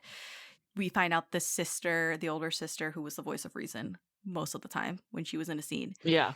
The sister has become the reigning queen. What do you guys think of this ending where he proposes for real this time to her? And he's got kind of like these reservations about, does she really want me now that I'm not the crown prince? Which is a very valid question to ask. You know, do we still got it, even though I'm no longer bound by the monarchy? I think by that point, for me personally, I was like, I'm glad the questions were asked, but I was just over it by the end of it. I was just like, I'm done. I'm done. And is this time jump meant to fix all of their problems? And it's all of a sudden they're completely compatible. I'm not sure they are, but I guess it was as good as an ending as they could have done. It's, very happy ending. Everybody gets what they wanted in the end, and he doesn't have to be the emperor and whatnot. He gets to go and live his life. Mm. But yeah, I was just like, it took so long to get here, and I'm not even convinced that these two are a fit by this point. I think they needed, if I was in charge of redoing this or re-editing this or whatever, I would want more time with them answering some deeper questions in Macau, whether that's them still there in Macau or they go back to Korea, because I think there was more meat on the bone there, you know? Yeah. He kind of is like questioning it. She seems so happy here. She seems so free. She's back to her regular self, but also I haven't been with her. I haven't been growing and changing with her. So does she still want me? Like, these questions are good, but he answers it in a kind of backward way by just proposing to her and leaving the ball in her court, which I love that she's like, let me give it a think. She's like, let me think about it. Right. And he's like devastated. He's like, oh my God, it's not an immediate yes. So the next morning he's about to leave and she's sitting in the car already, ready to leave with him or take him to the airport or something. And she's wearing these 2 rings that he gives her on a necklace to kind of show like, yes, I accept your proposal. I mean, I guess the sentiment here, and this is random, but I just rewatched the Wedding Date with Deborah Messing and Dermot Mulroney. It's a rom-com from like the early 2000s. And in that movie, he tells her, "I'd rather fight with you than make love to anyone else." And I feel like, oh, that perfectly encapsulates like this relationship, is that they are sort of just growing up together. They're young and stupid together, but eventually I think they'll come to a good place where they will mature and end up at the same spot, you know? Right. And I think that's where the show like leaves it. No, the show does not leave it there. No. I'm sorry. It has that problematic ending. The ending, the true ending. What I mean is like the concept is there. That's what the concept is there. Now the actual, they have a small ceremony in Macau. I love the flower crown. It's just a couple of people. Like the grandmother is there, and the other court lady that was with her is there witnessing. Small ceremony. I love it. It almost feels like an elopement, even though they're already married. So I love that. However, the very last scene is of the female lead feeling nauseous. She almost throws up. And the grandmother goes, "Oh, could she be pregnant?" Right. And they look at each other. The male lead, Ji-hoon and Eun-hye, look at each other like, oh, surprise, and cut. That's it. That's all we get. What the hell is the implication that she's suddenly pregnant? Right. I want to shake the writer so bad. Yeah. She's Mary. That's who she is. Just when did it even... But that's the thing, though. This happened all the time at the end of K-dramas that back in the day. Like all the time. This was a common ending to these Yes. types of dramas. And I don't think it worked at all. I It totally didn't. hop, skip, and It jump didn't. over this every time I've rewatched the show. Yeah. So this is my second rewatch, but the first time I watched this, I was like, they can't be serious. They cannot be serious with that. And the sentiment Right. still stands. I'm like, this is the most bullshit thing about this show, matter of fact, is that I can reason away a lot of the rest of the show. That ending is egregious. Well, it was, I mean, I think I remember when I first watched this, it immediately said, oh, they want to do a season 2, which was very uncommon Yes. back in the day. Right. Very uncommon. Yeah. But this is also, not to go back to Itazura Nakis, but like the season 2 of the J drama, this is how that J drama ended on season 2. She became pregnant. And then it was like, cut the credits, we're done. Never had a follow up again. Like it was a very common ending. I back hate it. then. I literally hate it. It ruined it. I've never read The comic, the manhwa. the comic of this. I'm curious if this was part of like the reason why they put that in there is because of the webtoon storyline, which I never Googled or checked out even in the 20 years I watched this. I don't know. But yeah, I also disliked this ending. I was just like, seriously? Okay, so this is, I take this with a grain of salt. This is just the AI overview from Google. We don't have all date here to fact check this, but it says, yes, in the original Goong manhwa, Chae-kyeong ends the series pregnant with Shin's heir after navigating divorce, family scandals, and the overwhelming pressures of royal life. The two eventually reunite. In the closing pages of the manhwa, it is revealed that Chae-kyeong is expecting a child. So yes, they followed the blueprint of the original manhwa, but I don't think it was nearly success. I think it was a fail. Because it brought up a bunch of questions like when you When? guys clearly were living apart. When did this Yes. happen? Who's the baby daddy? Like, Yes. like, So it just was baffling. yeah. And a note on trying to rehab a mean boy, a cold-hearted sumbitch. Right. Results may vary. Okay, like this is not a blueprint Yeah. for how to live your life. This is just pure entertainment. And that being said, I've come to the end of my notes. Do you guys have anything to add about Princess Hour? No, Okay. nothing else to add Yeah. from me. I'm glad the sister became queen. I'm glad they got married on their own terms. And God bless them wherever they are. I hope they're doing all right. Right. Yeah. All right. Yeah. This was fun in terms of nostalgic watch, but Sure. I would love to hear from listeners if they watched the show recently, if they watched it back in the day, Yeah. what kind of experience they have now, what kind of memories they have of the show. I would Please let love us to know. hear that too. Love Yeah. to hear it. Thank you guys for following me on this journey down the Princess Hours road. I hope I didn't completely sour the relationship, Liliana, like between us. But yeah, this is definitely a 2006 show. Definitely. Yeah. Yeah, for sure. Absolutely. Yeah. All right. Where can we find you guys online? You can find me wherever you find podcasts. So Spotify, Apple Podcasts, YouTube, Tea and Soju C Drama Podcast, or on Instagram and TikTok, Tea and Soju Pod, all one word. And you can find the No Sleep for Dramas podcast on Spotify, Apple, YouTube, and then also I have Instagram and TikTok under the same name. Perfect. Thank you guys again. It's so great to talk about dramas with my besties. And until next time, that's been our show. I'm Jessica, and this has been the Daebak K-Rambles Podcast.